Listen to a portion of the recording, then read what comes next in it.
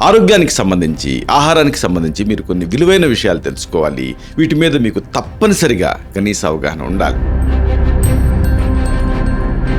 ఆహారం కేవలం కడుపు నింపటానికి మాత్రమే అనుకుంటే పొరపాటే. ఇది మన మనస్సుని, శరీరాన్ని ఎలా ప్రభావితం చేస్తుందో మీకు తెలుసా?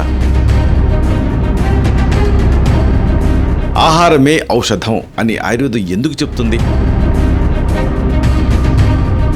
మన శరీరంలో ఉండే వాత, పిత్త, కఫ దోషాలంటే ఏమిటి?